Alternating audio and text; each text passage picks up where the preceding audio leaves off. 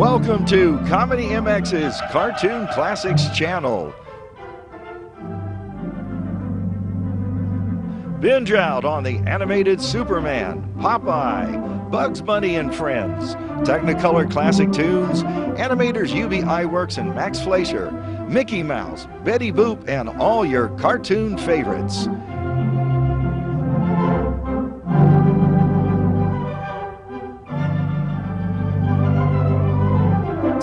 Animate your everyday at Cartoon Classics channel.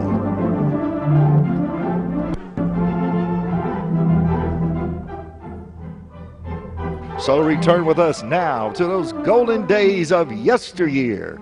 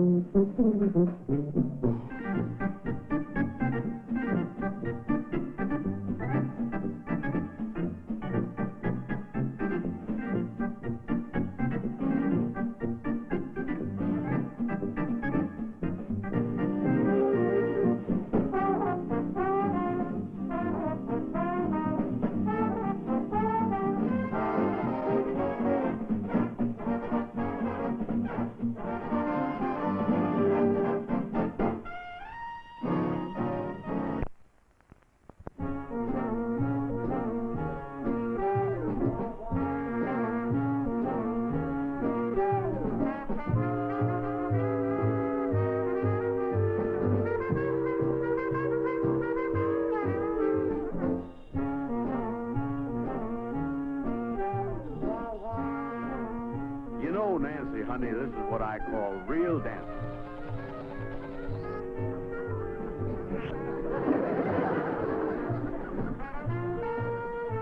You know, honey, we're all wrapped up in each other.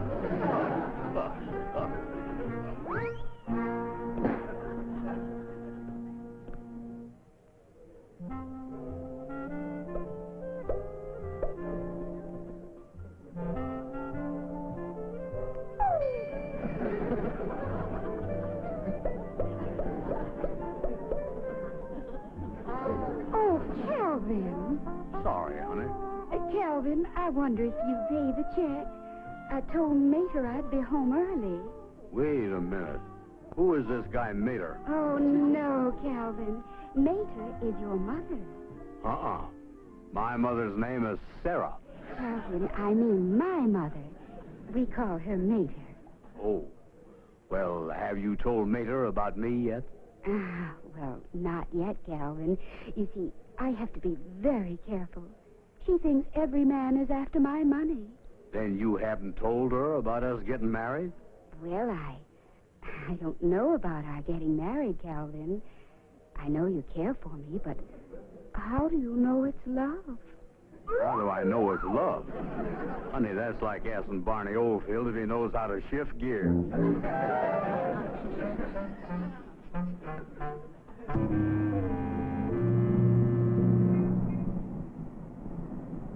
Drink to me only with thine eyes, and I will pledge with mine.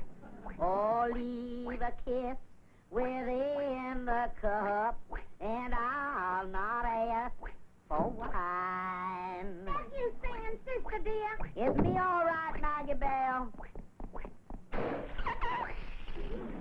Oh, my. You know something. I either got to get a new mop wringer or wear a raincoat on cleaning day. You been shopping, sister? Yeah. And guess what I heard down at the beauty shop? That Calvin Burnside is getting married to Nancy. Ha! What does a young girl like that see in him? I haven't any idea, but I know what he sees in her. Her money. Isn't that disgusting? Marriage for money?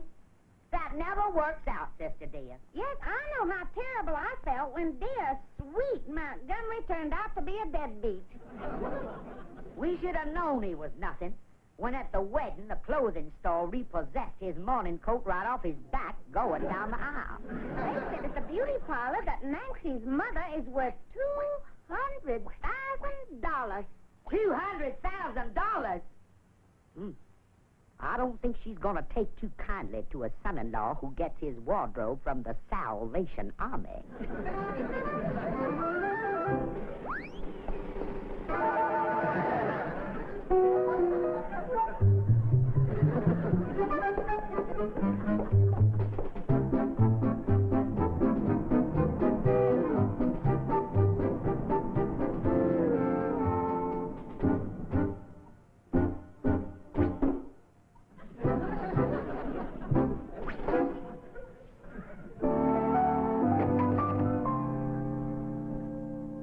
Colonel, congratulate me. I finally found the one girl in the world for me, and we're going to get married. Almost a bullseye. Well, Calvin, you have my sympathies. Sympathy? Colonel, what's so wrong with marriage? Calvin, it's a sneaky way to do it. These quick weddings. You meet the gal one day, you're engaged the next. From then on, they're so busy planning the wedding, you can't talk to her. Then the day before the marriage, you can't see her at all. And when you do marry her, she's wearing a veil. Well, what's wrong with all that? Calvin, have you ever gone into a grocery store to buy a honeydew melon? Sure. Well, marriage is just like buying a melon, without the privilege of squeezing it before you take it home. Yeah, well, I'm not worrying about that. With me and Nancy, it's the real thing. And, Colonel, you are the first one I'm inviting to the wedding. I don't want any part of it. She's a wonderful girl. You can leave me out. She's loaded with money. Calvin, shake hands with your best man. Well, that's generous of you. Of course, the only thing is, Nancy's mater doesn't want her to marry anyone who's after her money. Yeah, that might throw a monkey wrench into the matrimonial machinery.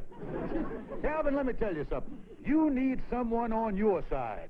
Someone who has your interest at heart.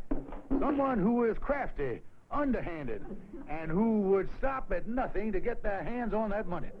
Yeah, but I don't know anyone like that. Calvin, you've heard the expression that you can't see the forest for the trees. Well, right now, you are standing in the shade of the biggest weeping willow that ever grew.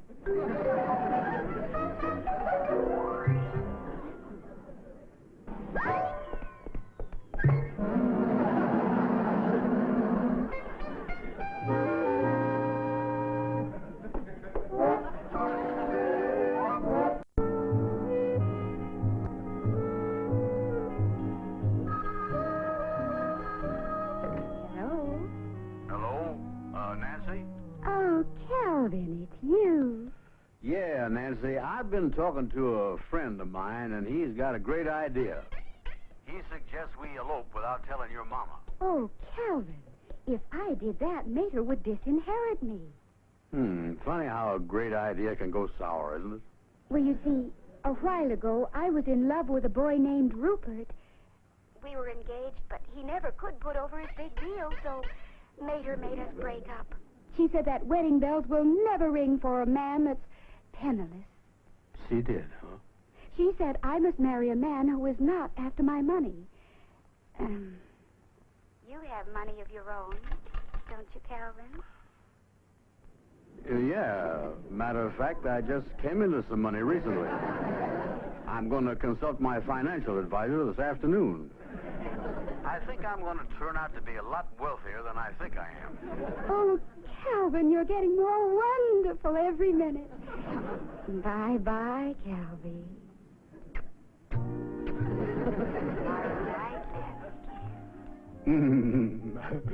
Oh, bye-bye, honey.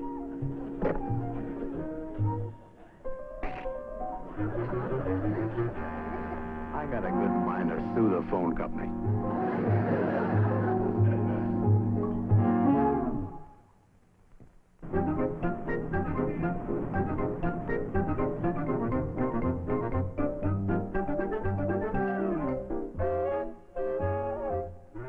Calvin, did you say we are due at the hotel at 7? That's right. Colonel, you think meeting Nancy and her mater for dinner is a good idea? Oh, certainly. They'll give us an opportunity to put on the dog. Yeah, but I'm nervous. I'm not too familiar with those high society manners. Now, you just watch the old colonel, son. I'll show you how to really put on the Ritz. I'm putting on my top hat, putting on my shirt studs, polishing my nails. I don't understand it, and I'm only half his age.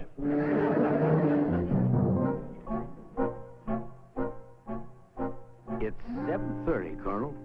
Nancy said she and her mater would meet us here at 7 in the hotel lobby. Wait, Calvin, is that Nancy coming through the door now? Isn't she a dreamboat? Yeah, but that dreadnought behind her must be her mother. Look at that pile of blubber coming across the room. Oh, there you are, Calvin. How did do? Colonel Montgomery J, Klaxon of Nashville, Tennessee, and former colonel of the Breckinridge County Zouaves. At your service, ma'am. How do you do? I'm so sorry we're late, but I was stuck between Broadway and North Street. Oh, that's okay, just as long as they pried you loose. I beg your pardon. Nothing at all. Now, my dears, let us sojourn into the salon and partake of some of our gastronomic delights. Yeah, let's get in there and tie on the feedback. Nancy, may I take your arm? Why, thank you, Colonel. Calvin. Huh? Oh, yeah. Mater, may I take your arm? Here's my arm. Mater, you better take mine. I wouldn't want to strain my innards before I tangle with the grub. Ah, bonsoir, monsieur. May I help you, please? The Calvin Burnside, 44. Oui, monsieur. Right this way, please.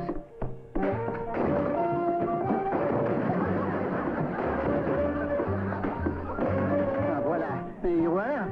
Your waiter will be with you in one moment. Nancy, you sit here. I will sit beside you, and Maida, you sit across from me. You better drag over 3 more chairs. As you say, monsieur. And there, tell the waiter to hurry it up. I'm starved. Oui, madame. Colonel, I understand you are Mr. Burnside's financial advisor. Well, I do operate behind the scenes. And Mr. Burnside, you must be very wealthy to have someone just to look after your money. Oh, yeah, when it comes to being filthy rich. I guess I'm just about as dirty as anyone. Well, Nancy, Mr. Burnside is quite different from that penniless Rupert fellow you were going with. No, Mater. Yes, sir, ma'am. Mr. Burnside had a big year last year. Of course, when it comes to stocks, he concentrated on metals. And while the steels were good, he did have a little trouble with the coppers. Yeah, they had me down to the station house 3 or 4 times. I'm afraid you'll have to excuse Mr. Burnside. Ever since he got his head caught in the bank vault door, he refers to the New York Stock Exchange as the station house. Oh, I see. There's the music. Would you care to dance, Nancy? No, I'd love to, Colonel. Calvin. Oh, yeah. Mater, would you care to get up and waddle the light fantastic with me? I'd love to.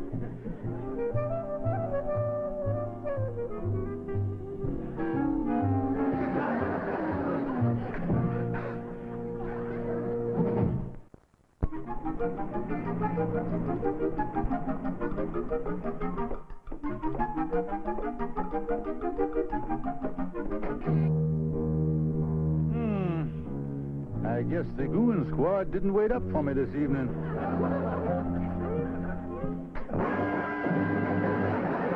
On second thought, I guess they're wide awake. Well, good evening, my 2 charming creatures. Never mind that, Montgomery. Where have you been till this hour of the night? I have been assisting the Bluebird of Happiness to build a little love nest in the hearts of 2 of my dearest friends. What do you mean by that? I've been trying to help Calvin marry a young chick so we can move in on her mama's loot. You mean he's going through with this crazy idea of marrying that rich gal? Sure. We've been at a swanky restaurant trying to impress her and her fat mama.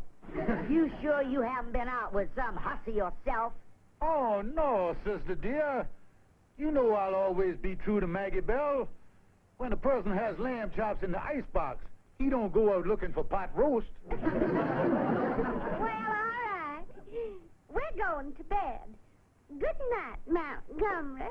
Good night, sweetheart. Good night, Sister Sue.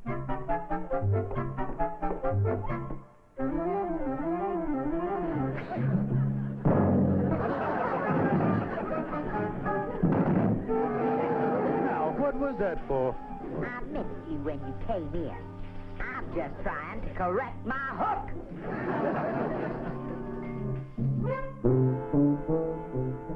Oh, Nancy, this is wonderful news.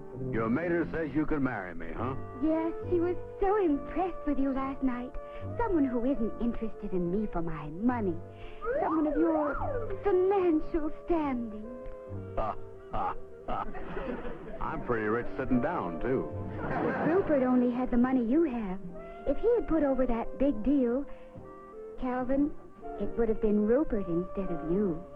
Yeah, that's too bad about Rupert, but when will you and I be sniffing the orange blossoms?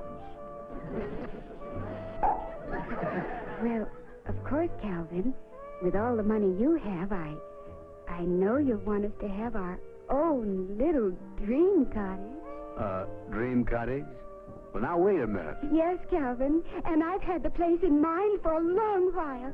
It's out on the parkway, and Calvin, it's only $12,000. $12,000? Yes, Calvin. And the day you buy it, the wedding bells will ring. I never figured it'd take $12,000 to make me a ding-dong daddy.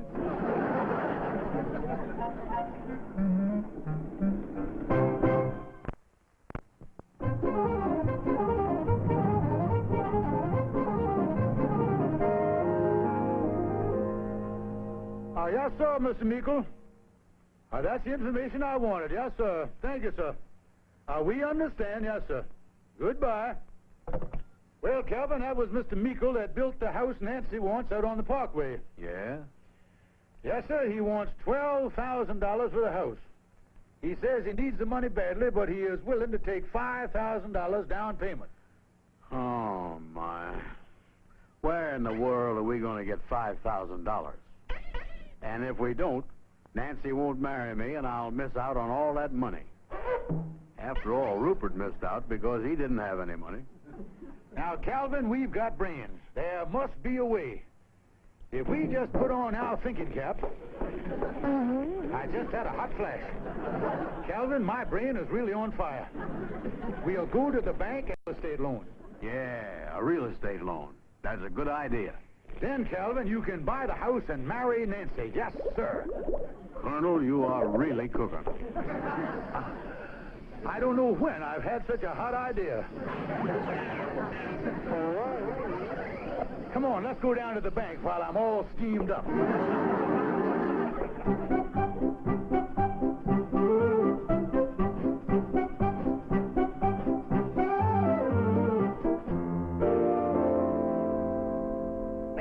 You? Yes, sir.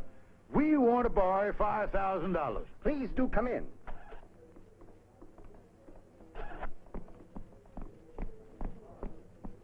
Have a seat, gentlemen. Prompt, courteous service is our motto. Now, just what do you want to borrow this money on? A $12,000 house. Well, if you have a house valued at $12,000, we should be able to loan you $5,000 with no trouble. Now you're talking. And what are you going to use this $5,000 for? To buy the house with. Now, just a moment. Do I understand that you want to borrow the money on a house that you don't even own? Oh, no, sir. You don't understand. We want to borrow money on a house we're going to own. I'm one of the newer men here. Perhaps Mr. Bertram can help us. Oh, Mr. Bertram! Yes, Abernathy. These two gentlemen wish to borrow $5,000 to buy a house. Yes. And they want to put up the house as collateral for the loan. Very good. But they don't own the house. Oh. Well, you've got to have the money to buy the house before you can borrow money on the house. Yes, sir, but you have to loan us the money before we can have the money to buy the house, to borrow the money on the house. Mr. Kubala, could you come here for a moment? Yes, Bertram. What can I do for you? Mr. Abernathy and I have tried to explain to these two gentlemen why we can't loan them $5,000 to buy a $12,000 house to borrow money on till they have the money to buy the house. Well, now, it's really very simple, isn't it? I'm glad to hear that. Number one, you need $12,000 to buy the house. Well, all we're asking for is $5,000.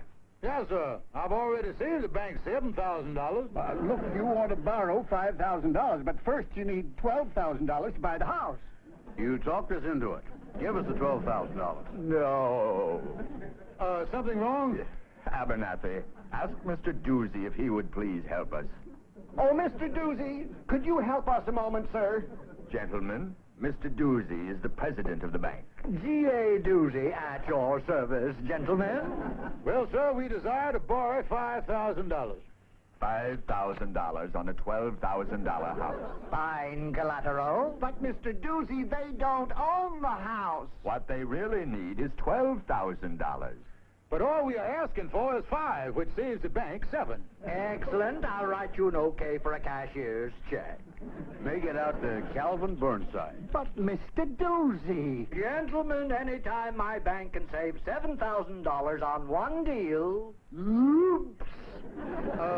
What's the matter, Mr. Doozy?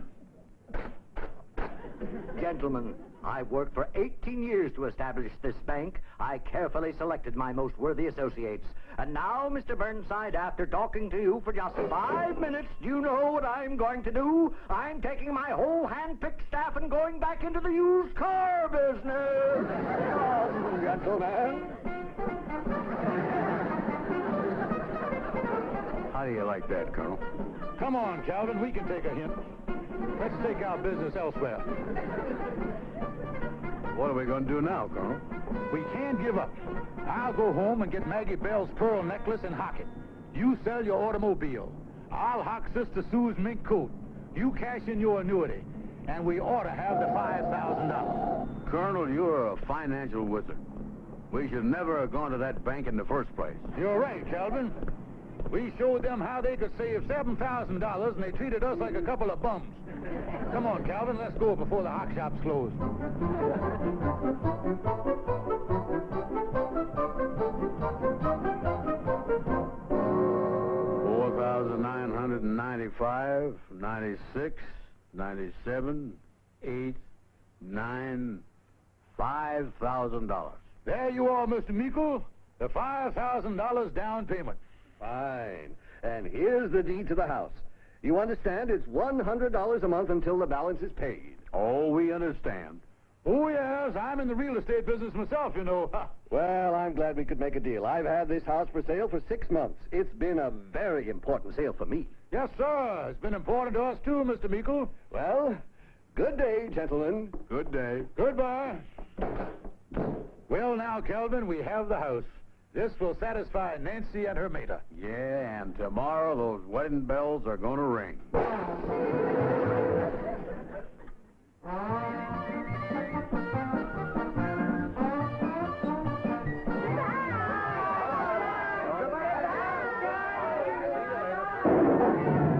Oh, my darling, at last we're married.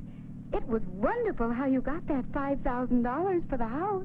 Yes, Mrs. Rupert Meekle, and I wouldn't have gotten it if you hadn't maneuvered that poor sap Calvin Burnside into buying that house of mine.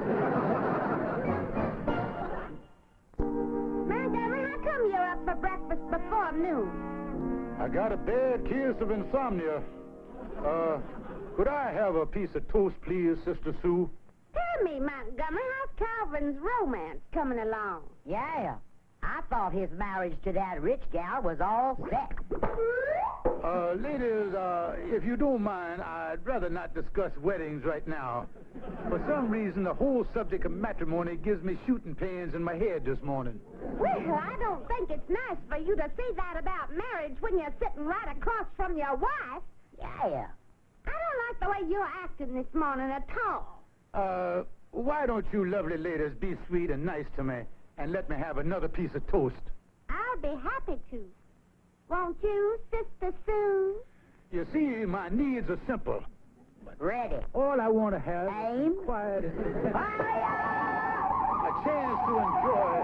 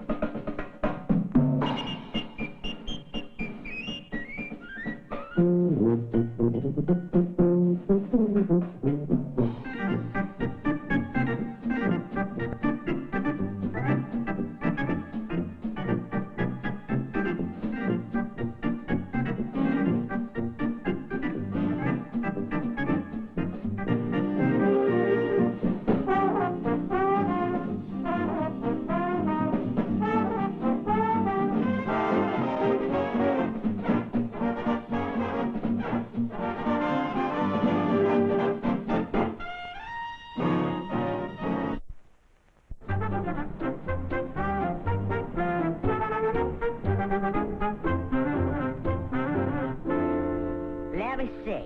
Ham hocks, turkey, potato salad, some donuts, some fruit, cookies, sweets, and nice hot coffee to wash it down. Nothing like a nice little refreshment for the train trip. How long are you girls going to be down in Nashville? It's long enough to see our sweet sister Linda Jo safely married. Well, she finally nabbed somebody, huh? I'm surprised. Leave that alone, Montgomery. On the train, I want something left to keep my feet warm. Montgomery, are you going to miss me? Every minute you're away, Maggie Bell, is going to be torture for me. I'm begging you not to go. I'm so happy you feel that way. I wish I could figure out some way to make you stay. I'm going to be so lonely. I never knew you felt this way. Oh, I do. If I hadn't gotten dehydrated down at the Turkish bath, I'd be crying my eyes out. Don't forget your suitcases.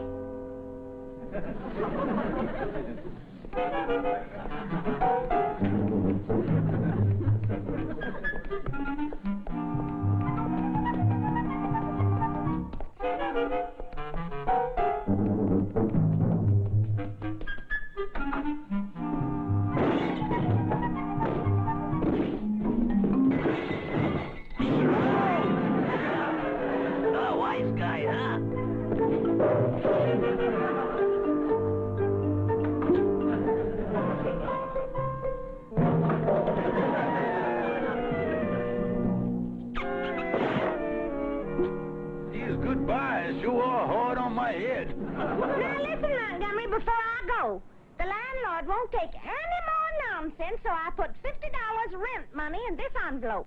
He'll be around tomorrow noon for it, so don't let anything happen to the money.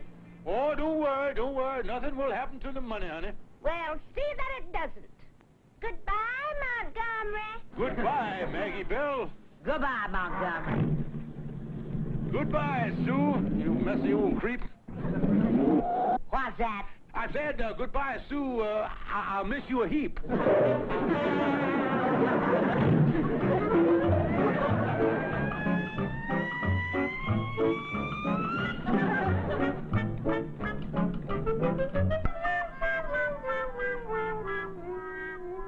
Well, Colonel, with Maggie Bell and her sister Sue on the way to Nashville, you must really feel a sense of relief. I'll see. I feel like Casey Jones when they took that red-hot engine off his neck.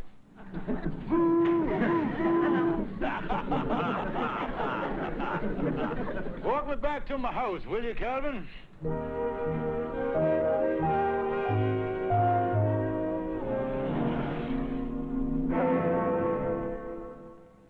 11:30. I got $50 Maggie Bell left me in an envelope. And I have to give it to the landlord at noon, or he'll lock us out of our place. He is a... Hey, look there on the curb. A woman's pocketbook. I'll get the thing before someone else sees it.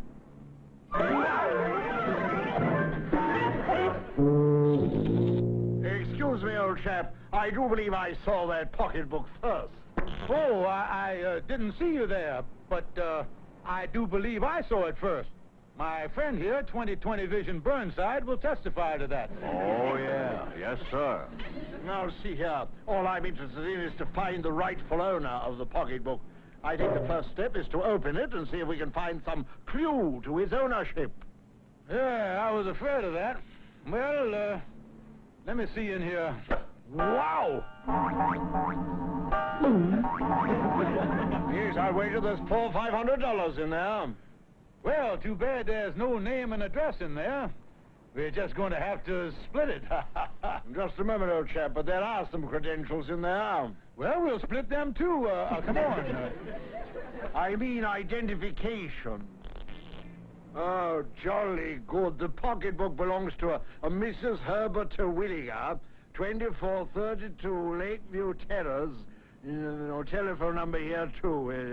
What say I pop in and give her a buzz from the apothecary? Well, there isn't too much time.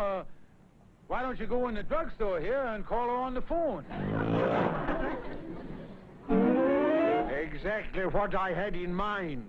We might catch her in a gratuitous mood. Yes, is that good or bad? Sounds a little on the naughty side. I mean, she might offer a reward. Oh, yes, a reward. Oh, yes, sir. Yes, sir, get on the phone. I'll be right back, old biscuit. Yeah, hurry up, old cracker crumb. Peculiar accent the fella had, huh, Calvin?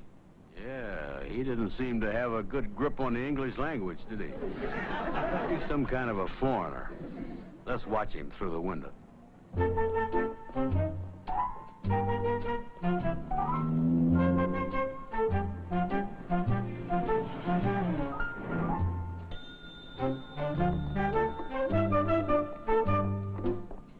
Ah, he's in the phone booth. He's talking to someone on the telephone now, see?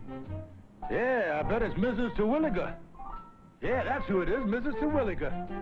I hope he caught her in a gratuitous mood. Here he comes, here he comes.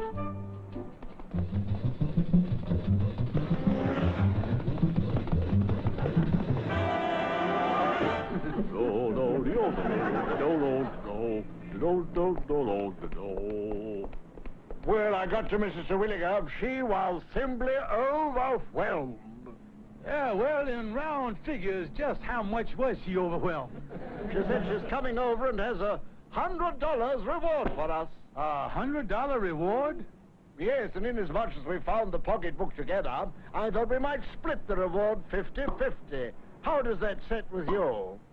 Well, it squats with me pretty good. Yes, I think that's fair. I do hope Mrs. Terwilliger hurries, though. Why, you in a hurry to get someplace, mister? Yes, I have a rather important meeting in my office. I strongly dislike keeping my solicitor waiting. Well, if you're in a hurry, sir, you can give us the pocketbook and we'll be glad to... No, I shan't want to miss out on my share of the reward. Oh, shan't you now? No, after all, when Mrs. Terwilliger gets here, she might decide to extend her generosity further. Yeah, I was thinking the same thing. Now, look, mister, if you were in a hurry, I got $50 here. I could give you your share of the reward.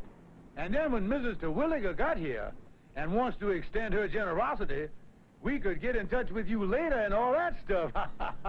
You know. Well, I guess that would be all right. You'll surely wait for Mrs. Terwilliger. Oh, surely. Yes, there you are, sir. 30, 40, $50. There you are. Well, thank you. Now I shan't have to keep my solicitor waiting. Toodaloo, old bean. Yeah, and a few beans to you, too. Calvin, it's 10 minutes to 12.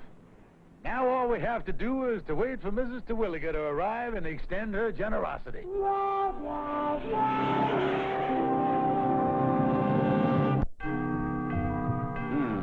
Colonel, it's 7:15. You think Mrs. Terwilliger and her generosity are ever going to show up? Well, I can't understand what happened, Calvin. 7 hours ago, old Biscuit Head said that she'd pop right over. Yeah, Colonel, I've got a funny feeling. You think maybe you ought to do a little purse peeking and see if that $500 is all right? See if the moths got at it or something like that? Yeah, that's a good idea, Calvin. I'll open it under my coat, and you can kind of look in there. I can't see anything. It's too dark in there. Well, light a match then. Now, can you see? Yes, and unless they're making money out of watered silk, there's nothing in this pocketbook but a lining. Let me see. Oh, Calvin, this is terrible. It's empty. We've been gypped. I've lost the rent money. Oh, Calvin, what am I going to do? Take it easy, Colonel. I'll pop into the apothecary and get us both an aspirin.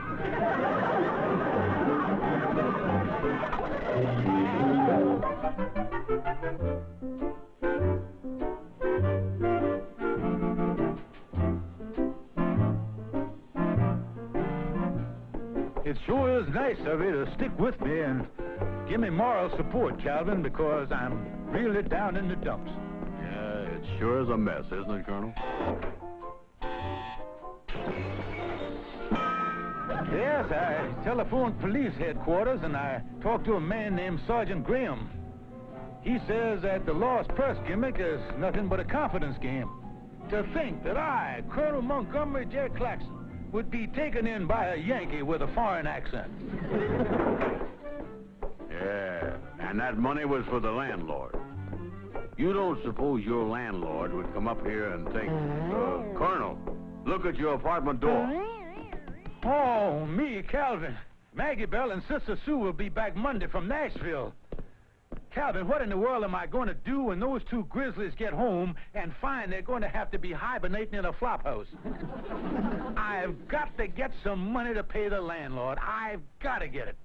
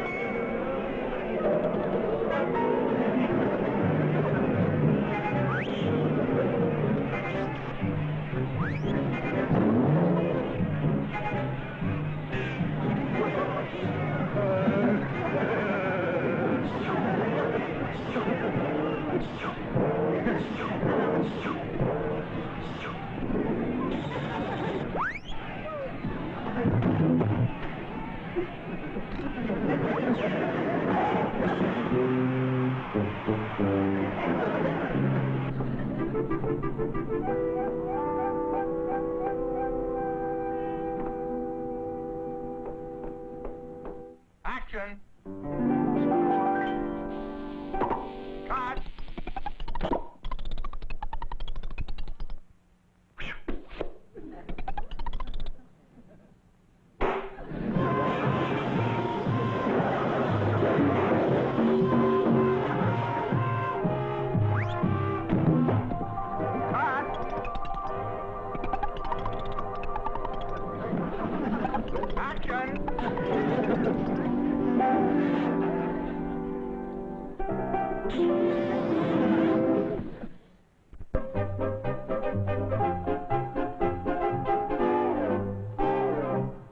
Now look, Calvin, I've got $50 for the rent. Tell you what, Let's pull the old gimmick ourselves and double our money. Well, now, wait a minute. We're liable to get in trouble. How could we get in trouble doubling our money? We've got the pocketbook. All we have to do is to find the sucker. Yeah, but are you sure you have the gimmick straight?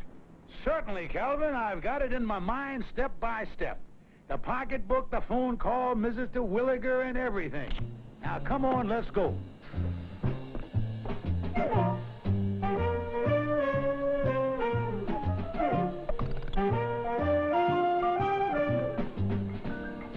And now watch this.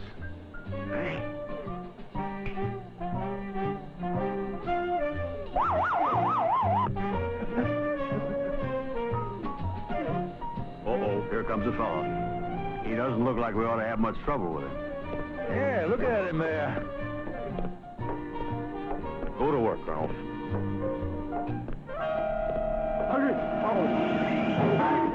Oh, excuse me, old chap, but I believe I saw that pocketbook first. You talking to me? I said I believe I saw the pocketbook first. What pocketbook? The one lying right there. I don't see any pocketbook. Of course you did. You saw it lying there. Oh, I did? Excuse me for intruding here. I happen to be an innocent bystander. I think you both saw the pocketbook at the same time. Certainly. Now then, the first thing to do is to open the pocketbook and see if we can find some clue to the rightful owner. Yeah, that's the right thing to do, all right, stranger.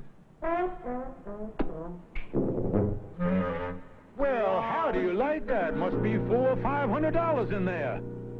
You saw it with your own eyes, didn't you, sir? Jeepers.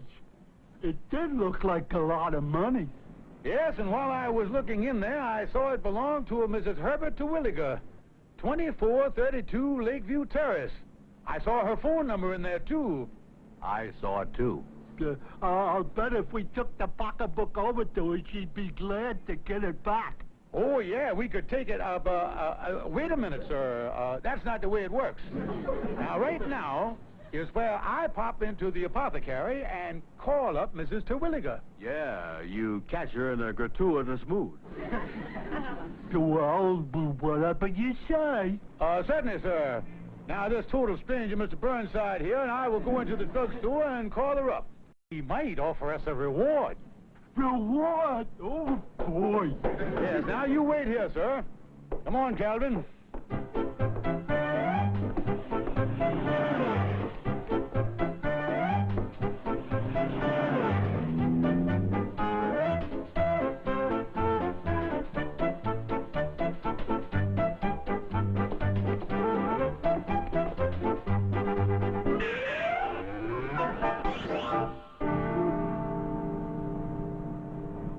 Look at him out there, Colonel. We really got a dodo with this bird. Yeah, he isn't even watching us. Oh, this is like taking candy from a baby. Come on, let's go back.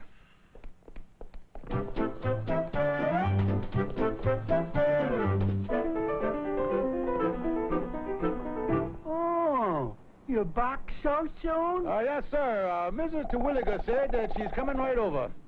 She's really happy, all right. She said she's going to bring us a $100 reward just for us. $100? Oh, that's key. Say, by the way, don't you have to go someplace? Go someplace? Yeah, don't you have to meet your solicitor or something? Oh, no. I'm going to stay right here until that Mrs. Terwilliger gets here with my share of the reward. Oh, well, if that's all that's holding you up, old biscuit head, I'll be glad to advance you your share out of the pocketbook here. After all, it's Mrs. Terwilliger's money.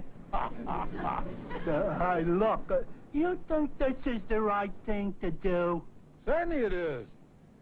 Now, there you are, 10, 20, 30, 40, and 10. $50. Well, thank you. Nice meeting you. Goodbye.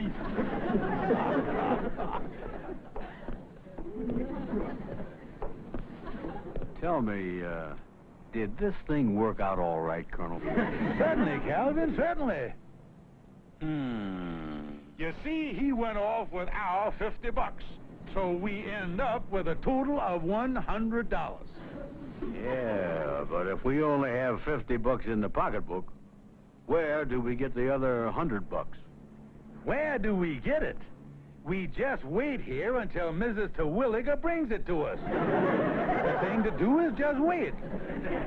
Oh, I'm glad I'm not in the land of cotton. Just look here, boy, at what we've got. And look here.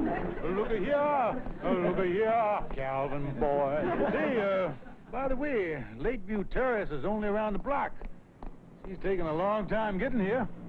Colonel, seems like she took a long time getting here the last time, too.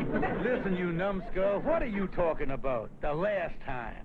The trick is that there isn't any Mrs. Terwilliger. Don't you realize she's a fictitious character? Yeah, well, if she's a fictitious character, what are we doing here waiting for? Well, you see, Calvin, the gimmick is... You see, the thing,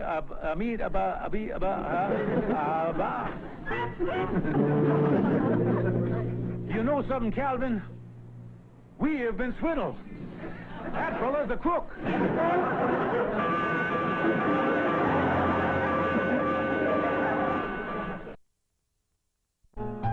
Hello, Colonel Montgomery J, Klaxon Real Estate.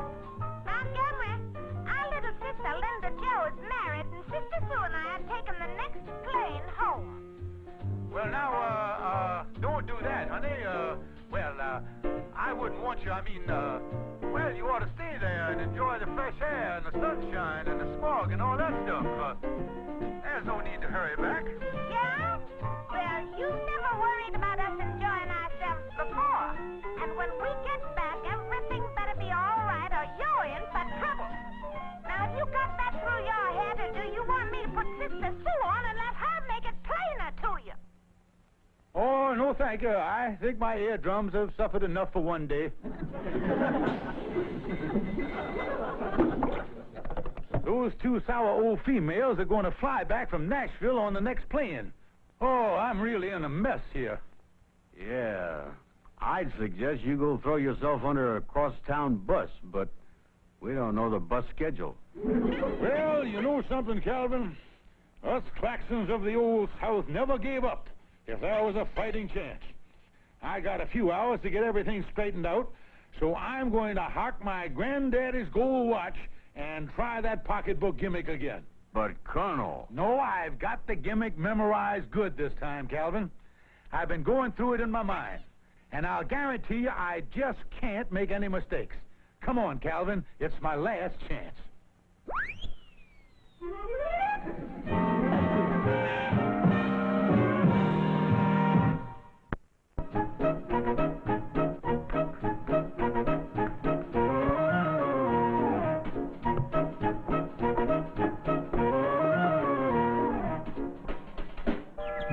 Excuse me, sir.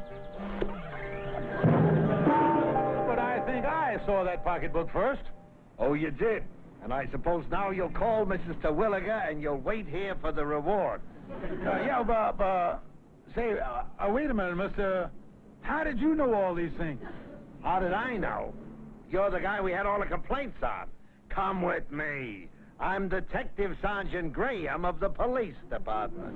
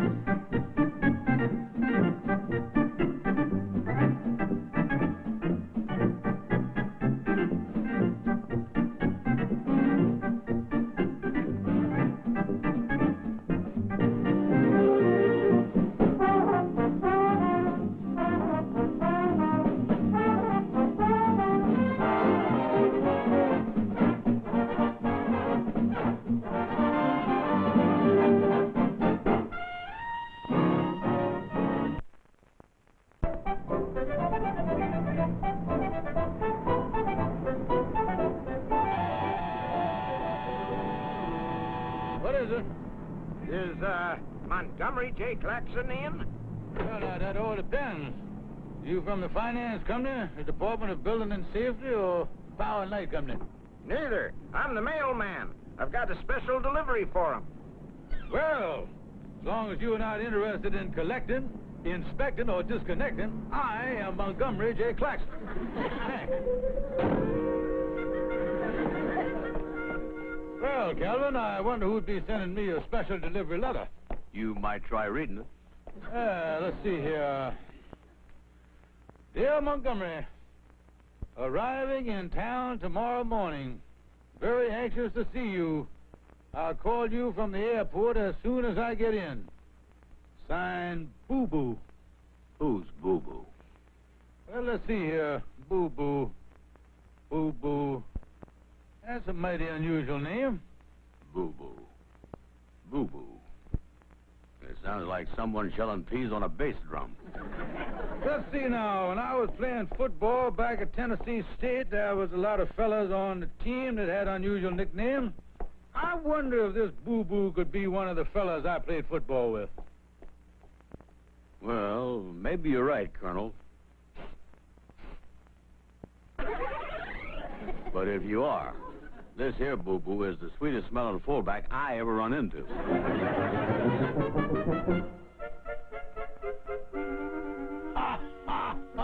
Is this funny?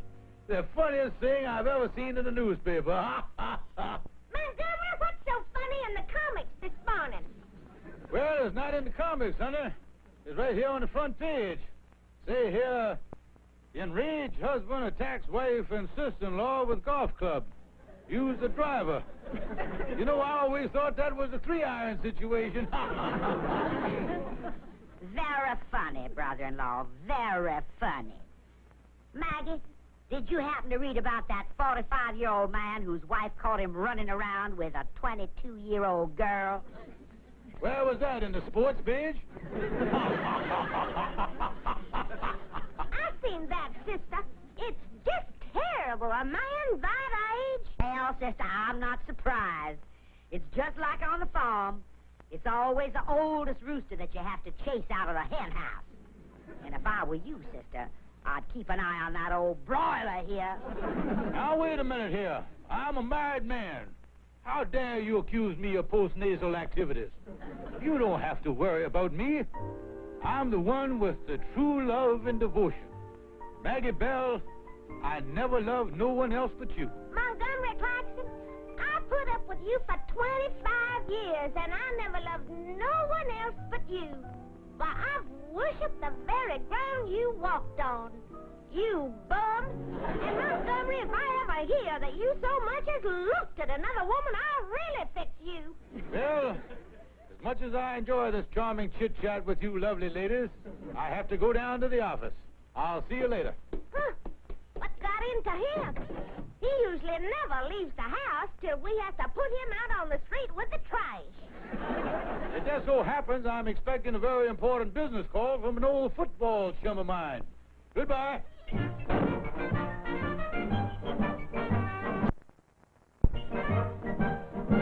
Well, how do you like that Maggie Bell and her sister suggesting that I would ever have anything to do with another woman?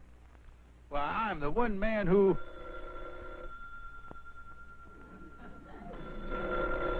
Must be the Tennessee Red Grange now. Klaxon Real Estate, Colonel Montgomery J. Klaxon speaking. Montgomery, this is Boo-Boo. It's a woman, I think. Who-boo? Boo-Boo. Oh, Oh, Boo-Boo. Didn't you get my letter? Yeah, but I don't know who you are. I thought you were a football player. Montgomery, honey, you must be fooling. You couldn't have forgotten me. Montgomery, I'm Boo-Boo. I know you're Boo-Boo, but Boo-Boo-Hoo-Boo. Boo-Boo Winters. Evelyn Winters from back home. Oh, yes, that's right. I'm fooling here. How are you, Boo-Boo? Oh, Montgomery, I know it's been a long time, but you couldn't have forgotten me and your sacred promise. Oh, my sacred promise. Oh, of course I couldn't have forgotten that. I remember it like it was yesterday. No, that's better. Now, listen, Montgomery, I want us to get together as soon as possible. Yeah, let's get together here. I'm staying at the Regis Hotel. I want you to be in the Tropicana room at 2 o'clock p.m. sharp tomorrow. Yeah, well, I'll be glad to see you, Boo-Boo. Bye-bye, Boo-Boo. Well, that was funny, hearing from good old Boo-Boo. I wish I knew who in the world she was. Hi, Colonel. I just came by to see if you found out who Boo-Boo was. Well, I'm glad you dropped in, Calvin. Now, listen. Do you remember any of the gals back home named Boo-Boo Winters? Well, let's see here. That was a long time ago. As I recall, you were quite a ladies' man in those days. Yeah, we were both a couple of hot shots when we were rooming together back at Tennessee State. Oh, yeah. I really had the sharp clothes, didn't I, Calvin? 23, Skidoo. Hi. Oh, you kid. Chicken inspector. Yeah, this is the place, and there are the girls.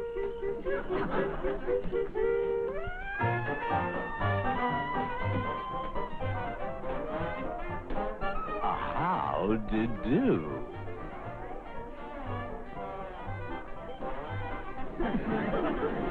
I finally did get a girl that night. Yeah, you thought it was a potted plant, but it turned out to be horse-face Hensier. Whatever happened to her?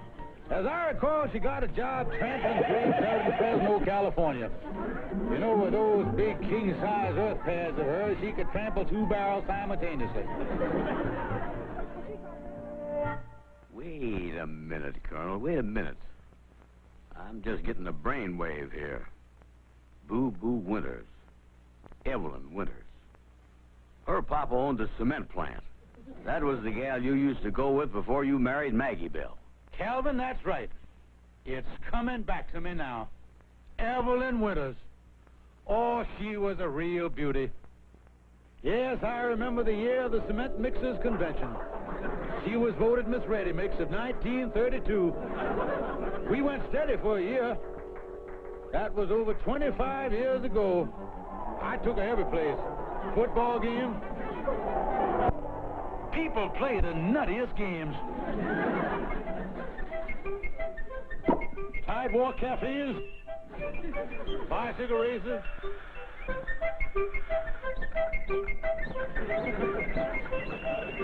Yeah, she married some doctor and went out west, didn't she? I remember you were pretty broke up about that. Oh, yeah. Losing Evelyn really hit me hard. I wrote her after she was married, but she never answered me. I was desperate.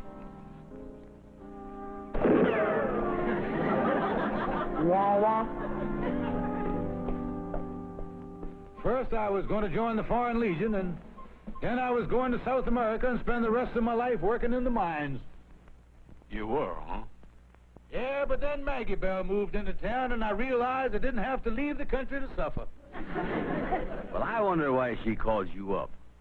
Oh, I don't know. I guess she and her husband are in town and want to chit-chat about old times. Funny thing, she said something about a sacred promise I made. I wonder what she meant by that. And that's the whole story, Reverend Thomas. Except that right after I was married, he wrote me this letter. I've got it right here. Oh, this part is so beautiful. Even though you have spurned me for another, I will never forget you, my darling. And I promise that should you ever find yourself free, I will be waiting forever. That is my sacred promise. Yes, that is very beautiful. Well, I've been a widow for these past 2 years, and I know that he's never forgotten his promise. So I've come all the way back here from California to marry my old flame, Montgomery Klaxon. Well, I think it's wonderful that he's waited all these years. I'll be glad to help. Wonderful. I'm setting the wedding for 2 p.m. tomorrow right here in the Regis Hotel. I'll be there. Goodbye. Goodbye. Goodness, I have so many things to do. Now, let's see now. Quick, give me the hotel florist. Yes, madam. Right, very well. Orange blossoms, of course. Carnations. And what? Magnolias. Well, I don't know where I'll get magnolias this time of year, but I'll do my best. Gutenberg printers, Berg talking. How many invitations? Well, that's pretty short notice, but we'll try. Now, what is that name again? Paris caterers? Oui. Tomorrow, eh? Okay, just a minute. 5-layer cake, tomato aspic, Waldorf salad. How many greens? Are you kidding? Okay, how many greens it is? Well, that's that. Now for the dressmaker. Picture me upon your knee, just tea for two, and two for tea, just me for you, and you for me alone. You have such a lovely voice, Sister Sue. It's a pity you had to stop your music lessons back in Nashville. Yes, the sheriff got out an injunction against me. He claimed my singing was making his bloodhounds restless. Come on, let's go in the dressmaker's here. I have a fitting today. We go right back to the dressing room. I know the way. Now, remember, it has to be ready tomorrow before 2 p.m. Fine. I'll just pop into the dressing room and change. Oh, I still have to find someone to act as bridesmaid. Dum-dum-da-dum, dum-dum-da-dum.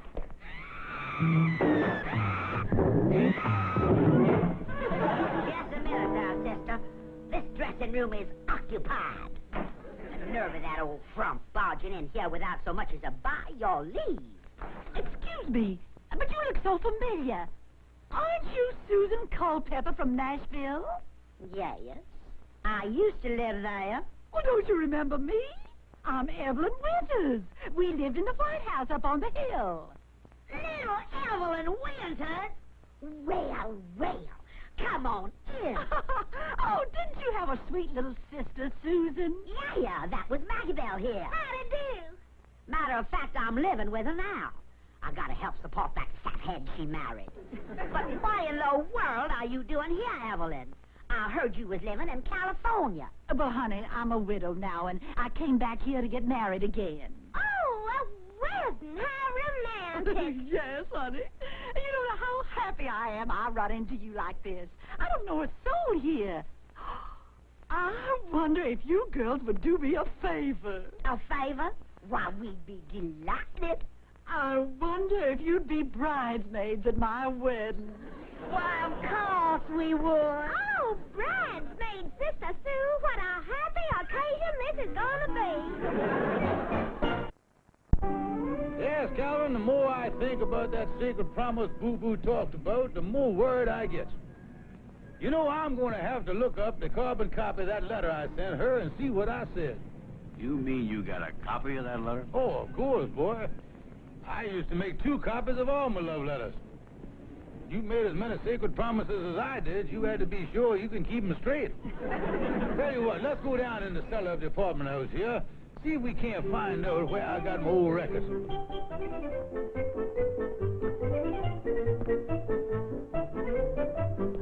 Yeah, here we are. Now look here.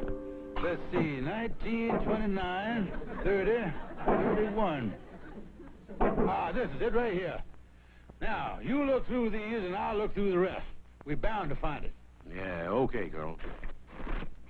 Well, what do you know? Here's the sacred promise. On my sacred promise, I will pay back Calvin Burnside the $10 I owe him. Signed, Montgomery. Give me that. You're just supposed to be looking at sacred promises, Calvin, not at sacred IOUs. Now, let's get going here. Say, wait a minute. This is it. Here it is right here.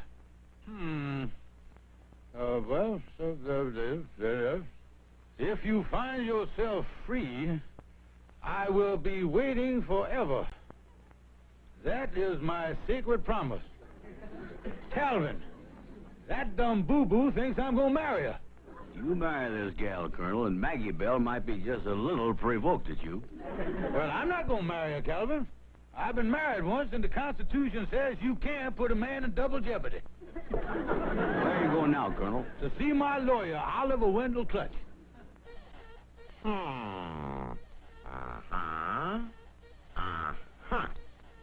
Oh, yes, indeed, yes, indeed. What do I do about the girl? Don't put it off any longer. The thing to do is to tell her point blank that you're already married and you will have nothing further to do with her. Be firm and direct, my good friend. You're right. I'll be firm and direct, and I'll get this earth once and for all. I'll go over and see her right this moment. No, my friend. When you're breaking bad news to a woman, always use the telephone. Alexander Graham Bell's invention certainly cuts down on the bloodshed. Judge, you are a genius. Yes, but a modest one.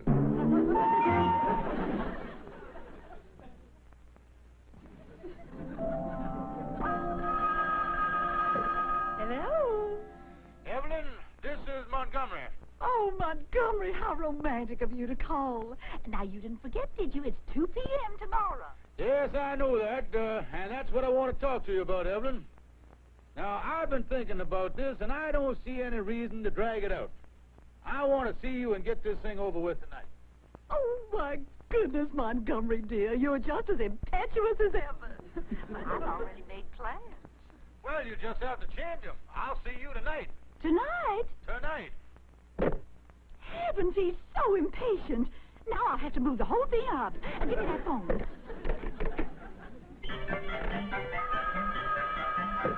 Tonight.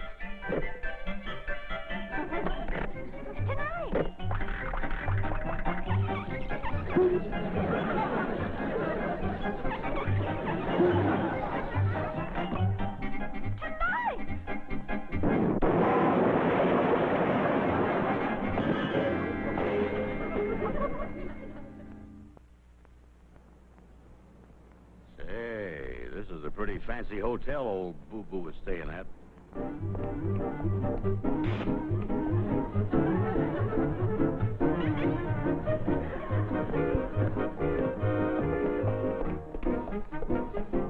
Excuse me, my good man. Can you kind of tell me where the flamingo room is, perchance? Oh, you must be Colonel Klaxon. Yes, but how did you... The flamingo room is right down the hall, Colonel. You lucky devil. Right here. Yeah, thanks. Calvin, the man knew me.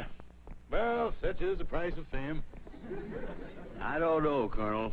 I guess Boo-Boo's gonna be pretty broken up when you tell her how things are.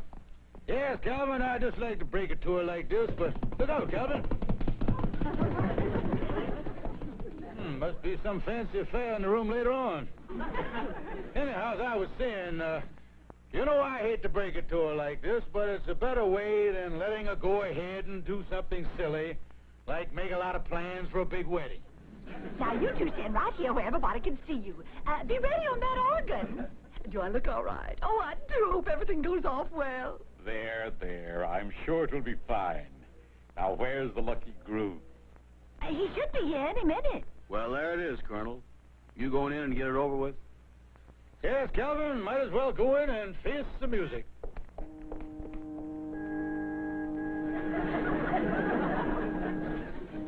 Lover boy's here! Maggie Bell! Montgomery Klaxon, you two-faced, two-timing, double-dealing bigamist! Now, wait a minute, Maggie. I can explain everything. Don't listen to him, Maggie Bell. We got the goods on him this time. We caught the rooster in the hen house.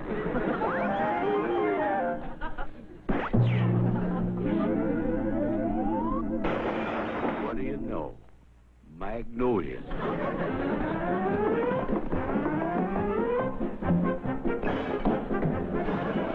Uh-oh, here they come.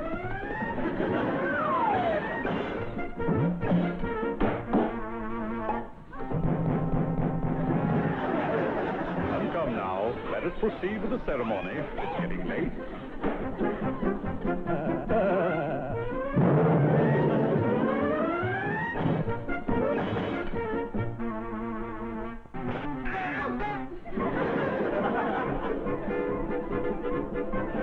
Say, Colonel.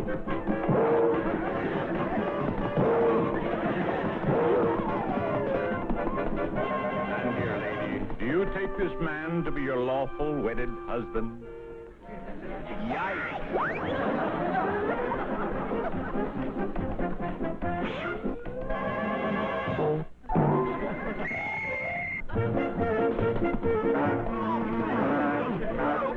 I do believe I smell magnolias.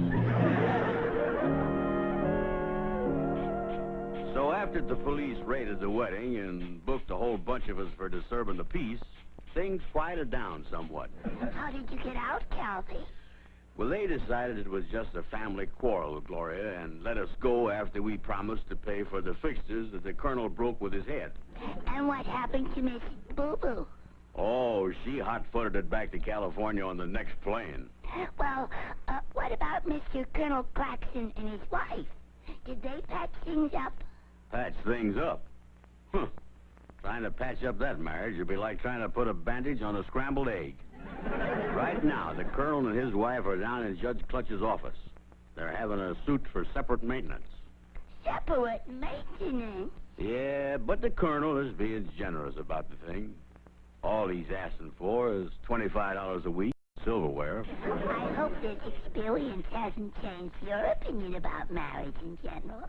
No, it hasn't, Gloria. I feel the same way. Anytime I get the urge to sniff the orange blossoms, I suddenly develop an allergy to holy monotony.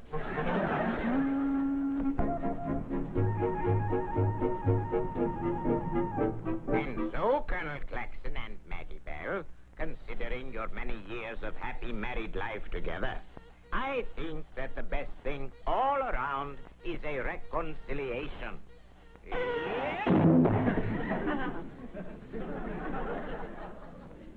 Well, Montgomery, I guess you really didn't mean to get mixed up with that boo-boo. Of course not, Maggie Bell, honey.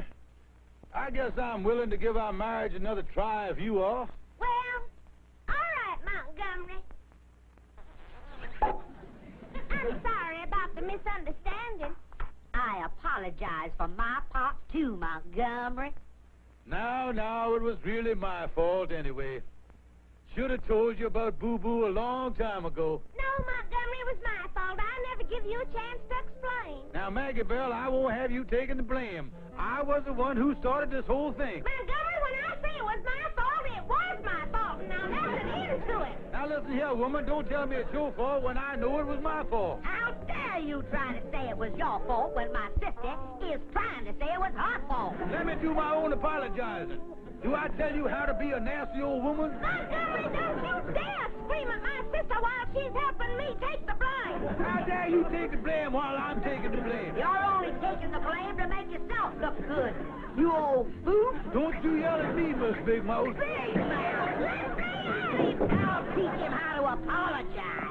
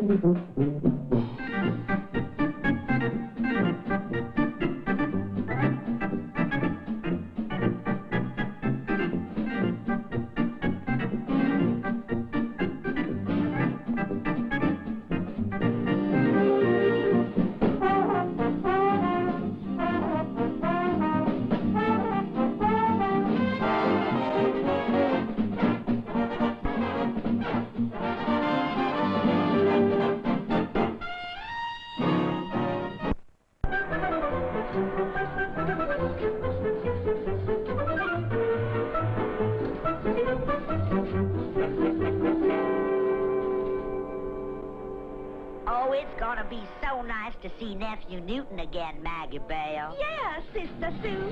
He's been away from us for a long time. The most wonderful years of my life. Say, by the way, where is that Nashville moocher? We've been waiting for him all morning. Oh, don't worry about Newton, Montgomery. He said he'd be arriving today, and he'll arrive today.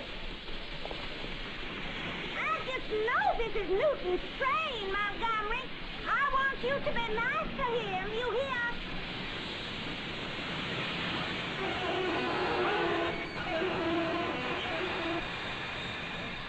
Well, I don't see him getting off. Just be patient. He's bound to be on this train.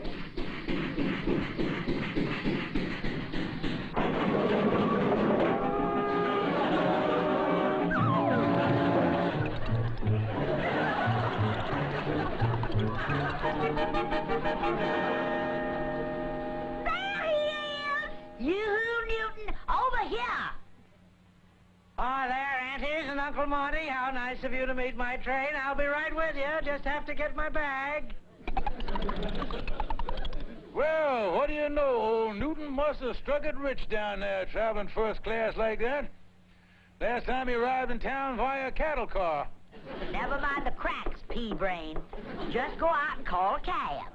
We'll be along as soon as Newton gets his luggage. Well, au revoir, ladies. It's been a most enjoyable trip.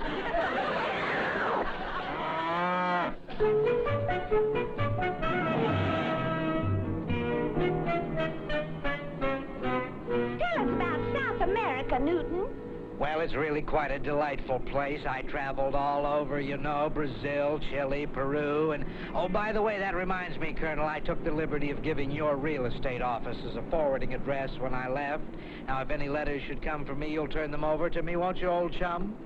Yeah, sure, old chum. Go on, nephew. Tell us more. Well, like I say, it's delightful, but of course there are some rather fierce tribes in the jungle. Really? How terrifying. Yes, you can get a shrunken head for $50. That's so. Looks like you got the $100 job there, Nephew, old boy.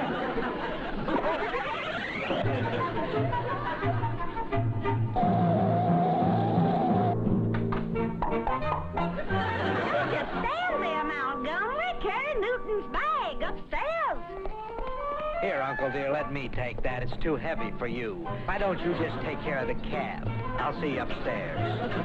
That'll be $4.95. He's having all his mail sent here, huh? Yes, Calvin, I'd sure like to know who's writing the boy. Well, you wouldn't tamper with the mail, would you, Colonel? Calvin, a Southern gentleman would never do anything like that. In the whole glorious history of the Klaxon family, there's never been a tamper rap. Yes, things like that make a Southerner tremble with pride.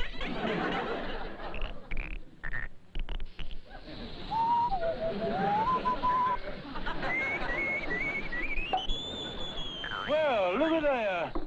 The steam accidentally jammed under there and flipped the flap open. Yeah, it'll do that, all right. Well, so much for staying clear of the law. Now let's read it. Of all the sneaky tricks. Yeah, using a lot of big words we can't understand. You dummy, that's Spanish. Oh, well, I knew I couldn't understand it. I just had the reason wrong. Hey, there's a word there that looks familiar. P-E-S-O. Peso. That's Spanish for money. You sure? Calvin, that's one word I know in every language. Peso. That's like the great American dollar. Only difference is I think the peso has a picture of the Cisco Kid on it. Just look at the heading on the letter. They got an oil well on there. And let me tell you something, son. In a South American letter, when you find an oil well and the word peso together, you know you're about to eat high on the enchilada. We got to get this thing translated. Yeah. Say, I was just thinking, I know a gal that owns a tortilla parlor down the street. I was engaged to her once. She speaks Spanish. Well, let's go.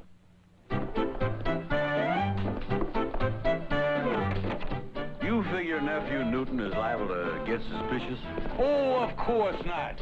Why, the very thought of him getting suspicious of his devoted Uncle Montgomery is completely unbelievable.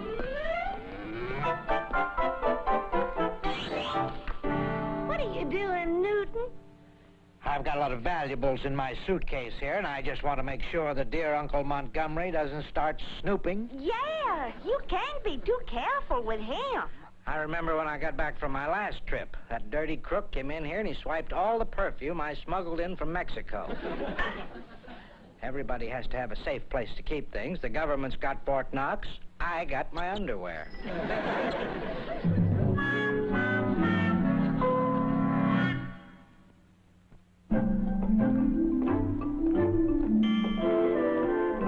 How did do? Calvin Burnside, eres un gran MC. ¿Dónde andaste? ¿A dónde fuiste? Cochino morano sin vergüenza. And greetings to you, too. We get engaged and then I never see you again, you big cucaracha. Well, I've been kind of tied up. Business, directors' meetings, tax problems, shooting pool, all that stuff. Well, what you want now, fat stiff? Well, ma'am, you see, Oh, I'll just have a taco with all the trimmings. Okay, lover boys, I'm going to trim you good.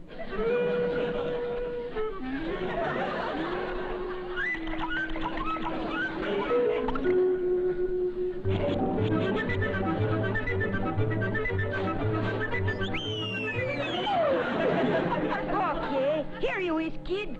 One hot taco. Now to get to the point of the visit, senorita. Would you translate this letter for us? The way you for to treat me, I do not know for why I should. Because I'm still crazy about you, Chiquita.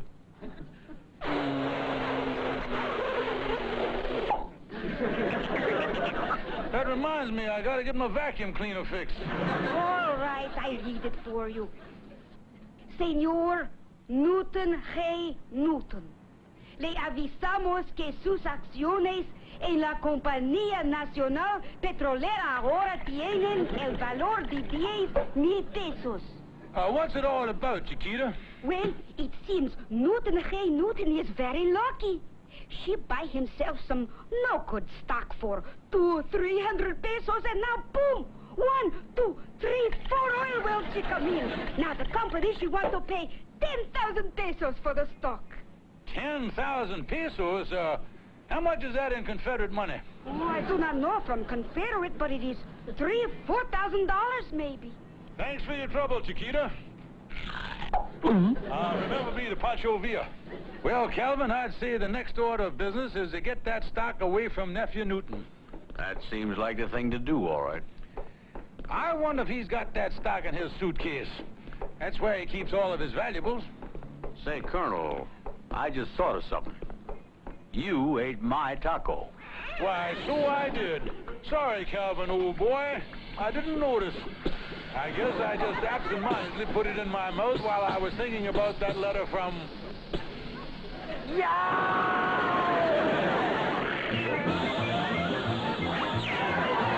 reason to take on like that, Colonel. It was only a taco.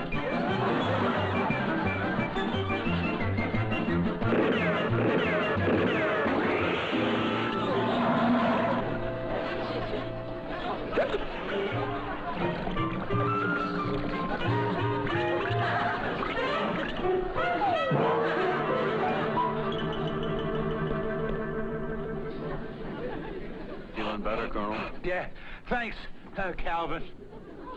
Now, where were we?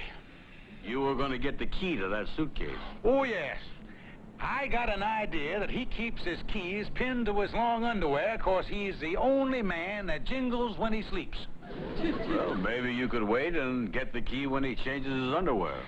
No, Calvin. Who knows what may happen to the stock market by summer? Oh, yeah. No sense taking chances. Well, the first thing I gotta do is to see if that stock is in there.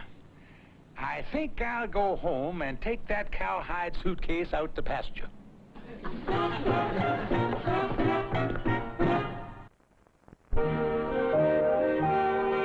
Why did Nephew Newton leave his suitcase in the living room when when he went out, sister dear?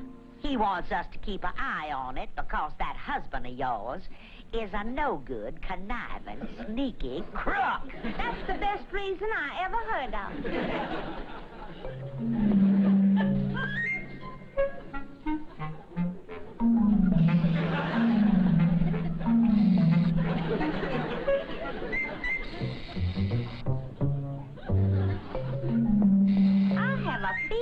Someone's sneaking about. Impossible, sister. The only sneak around here is down at the office.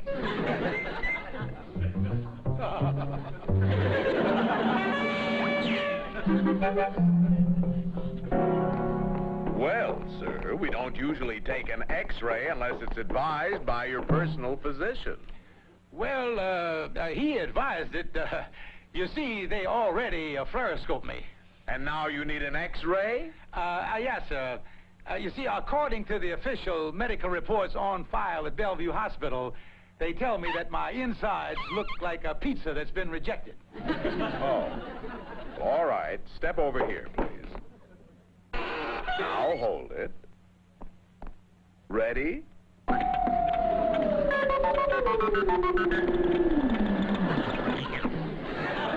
5, 6, 7, 8, 9, 10. Thanks very much, sir. Well, don't you want us to read it? No, thank you. I'm one of those do-it-yourself patients.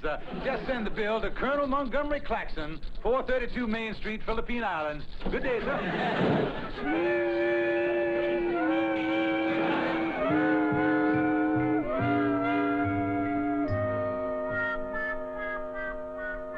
Uh-oh. The stuff in the suitcase is superimposed over my stomach. Yeah, we have to figure out what's in your stomach and what's in the suitcase. Mm-hmm. It's hard to tell whether that's a pair of socks with a hole in it or a bursted appendix. Yeah, it will take a little diagnosing. You see anything that looks like a stock certificate? Not yet. Hey, look down here in the corner, Calvin. Campania Nacional Petrolera. That's it. Yeah, that's it, all right. I see it peering at us through your giblets. But how do we get it out of the suitcase without the key? Yeah. You know, the fellow that invented locks sure ruined a lot of deals for us. I know what. I'll put the suitcase back, and then I'll meet you over at Oliver Wendell Clutch's office. What do you want me to do with the X-ray? Hang it up on the wall, son. With the way my arteries weave through my elementary canal there, it kind of reminds me of the Great Lakes region. Please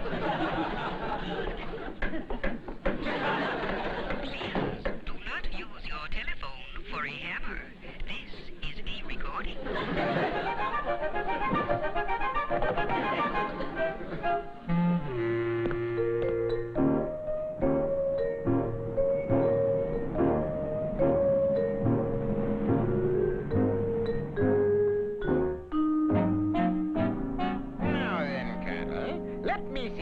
Comprehend the situation. You locked your wife's nephew in a suitcase. Then you took an X-ray of his underwear and found a taco worth $4,000. No, Judge. You've got it all wrong. I'll go over it again. Newton has some oil stock locked in his suitcase. It's worth maybe $4,000, and he keeps the key pinned to his underwear. Oh, an inside job, eh? What about rendering the boy unconscious? Yeah. Maybe if I bean the boy with a boulder. Good heavens, no. Let's not be brutal. Now, I've been reading a book on the manly art of jiu-jitsu. There's a certain nerve that you can press that will render a man unconscious immediately. It's right back of the neck here someplace, and all you have to do is press it, and you go completely unconscious. Come on, let's go, Calvin. You gonna try that jiu-jitsu on Newton? No, Calvin, but I think Oliver put me on the right track. I've got another plan. Now, let's go over to the real estate office, and I'll tell you how we'll render Newton hors d'oeuvres de combat.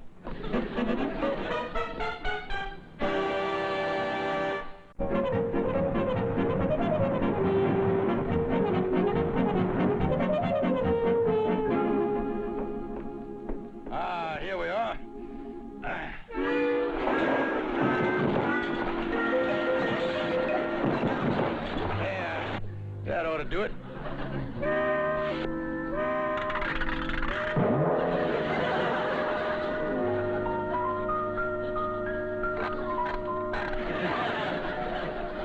You think this is gonna work, Colonel? Can't miss. Now, step over to the closet, will you? Watch it there, Calvin. You got a little list to the starboard there. Straighten up. Come on, son, now.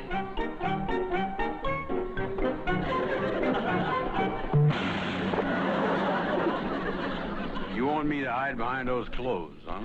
Yeah, and when I get Newton in the closet, you let him have it. Yeah, well...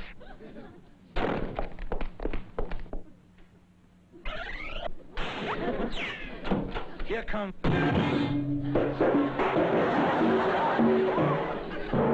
Not yet, you dummy.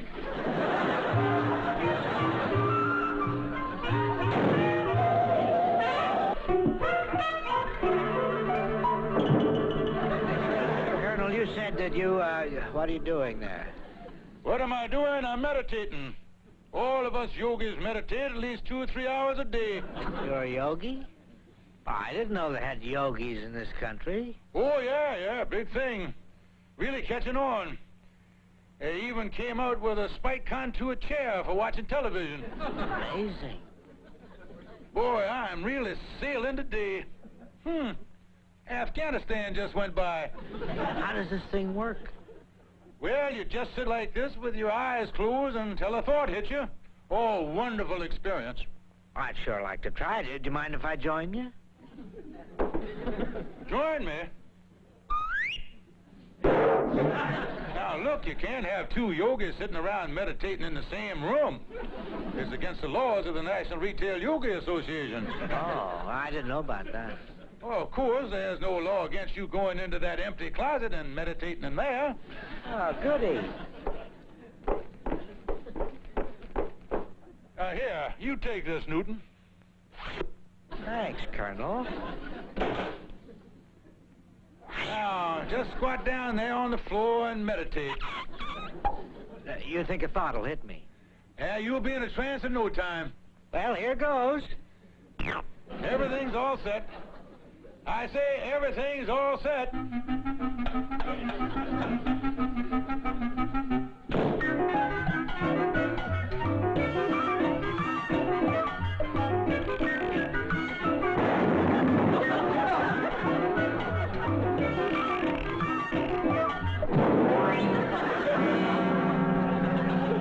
Well, just go in and get the key now.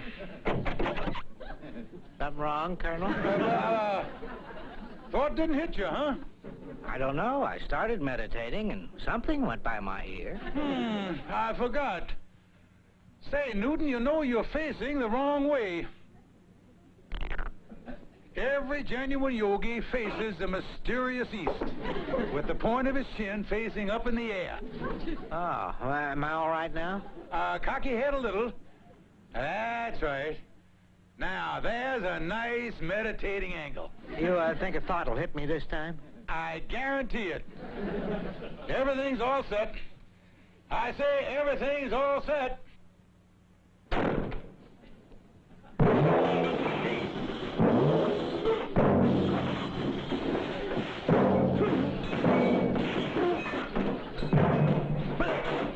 Well, that sounded like a winner.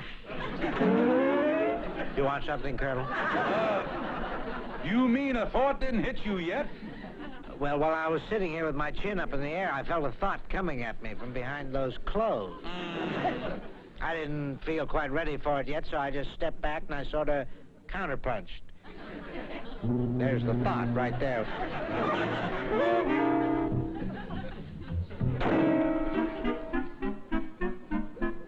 This what you were after, Colonel? You're wise to the whole operation, aren't you, Newton?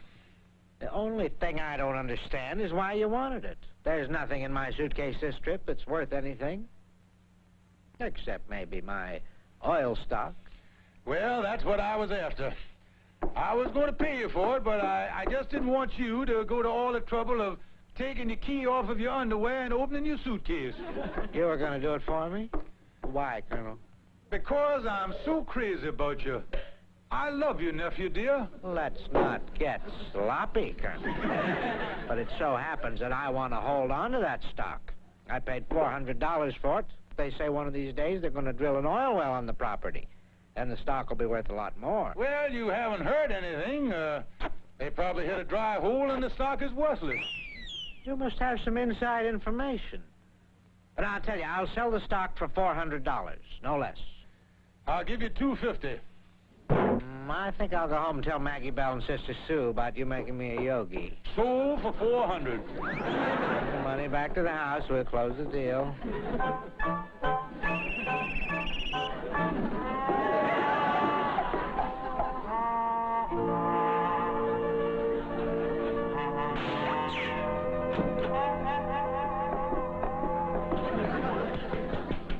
Are you all right now? Now.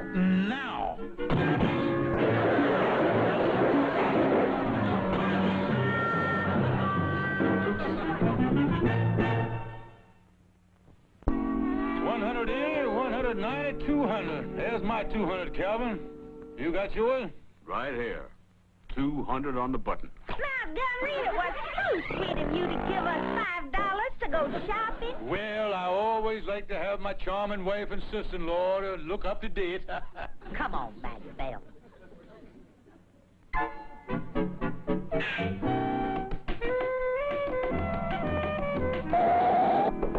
No rush, but we might as well get the deal over with. Got the stock? Right here. Good. Now, here's the $400. And sign this little transfer slip right here that makes the stock officially mine as of now.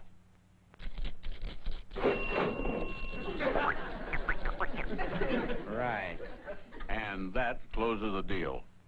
I still don't see why you want this oil stock, seeing that it's worthless. Newton, old boy, I got a surprise for you. It just so happens that I opened a letter addressed to you that says the stock is worth $3,000 or $4,000. Colonel, I've got a surprise for you. I wrote that letter before I left South America. What? See you later, fellas. Come on, Calvin, after him.